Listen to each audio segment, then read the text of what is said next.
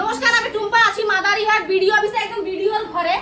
আজকে এভাবে camera on করে বলতে বাধ্য হচ্ছি, উনি আমরা কি জানি সরকারি কাজ হবে, তারপর কন্ট্রাক্টর বিল পাবে। ওনার জন্য ঘরের লোক, মা ছেলে, মাসির ছেলে, উনি টাকা দিয়ে দিয়েছে, পেমেন্ট করে দিয়েছে। তখন কোনো মানে ভেরিফিকেশন, ইনকোয়ারি কোনো কিছু প্রয়োজন হয়নি। এখন যখন আমরা এসে কাগজপত্র সব প্রমাণ নিয়ে বলছি এই জায়গায় কাজ হয়নি, আপনি চলুন ভেরিফিকেশন করবেন, না উনি এখন না 6 দিন পরে যাবে।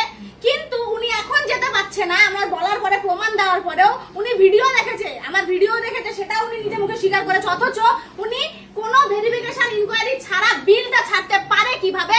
এই হচ্ছে আমাদের মাদারিহাটের ভিডিও। এর নামটা দেখো, অমিত কুমার মন্ডল। ভিডিও অমিত কুমার মন্ডল।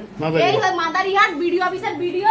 উনি কোনো রকম ভাবে রাজি না, উনি যাবে না মানে যাবে না, উনি যাবে না। 6 দিন টাইম লাগে। রাত্রেবেলা করে, আমি এর আগে আপনারা ভিডিওতে দেখেছেন, রাতের বেলা গিয়ে আমরা যেই কাজ ওনাদের করার কথা সেই কাজ আমরা করি। রাতের বেলা গিয়ে কাজ আটকাই, অথচ এই টাকা আগে উঠায় ওদের খাওয়া হয়ে গেছে। এখন উনি কোনো রকম ভাবে রাজি না, উনি কোনো রকম ভাবে যাইতে রাজি না। আপনি কতদিন সময় লাগবে বলছেন?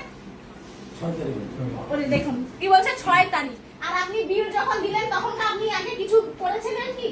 তখন আপনার 6 দিন, আপনি তখন দিয়ে একবার দেখে আসলেন না।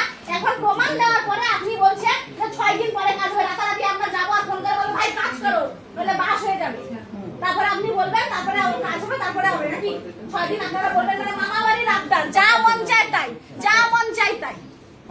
উনি বাঁচতে যাচ্ছে, প্লাস বাঁচাইতে যাচ্ছে। সব কটাই সরকারি কর্মচারী থেকে শুরু করে যত চোর ছাচ্চর আছে মাদারিহাটে, সব একসঙ্গে জড়িত একদম। ওনার যখন মুখ দিয়ে একটা গুলি নেই, একটা বলার কোনো ওনার ক্ষমতা নেই, বুকের মধ্যে সৎ সাহসটা নেই। যদি থাকতো তাহলে আজকে উনি উনি ইঞ্জিনিয়ারকে ডাকতে পারছেন না, ইনকোয়ারিতে যেতে পারছেন না। ওনার বুকে সৎ সাহস থাকলে উনি এভাবে চুপ করে বসে থাকতো না, প্লাস এখন ইনকোয়ারিতে যেত। উনি ওনার বুকে সৎ সাহসটুকু নেই।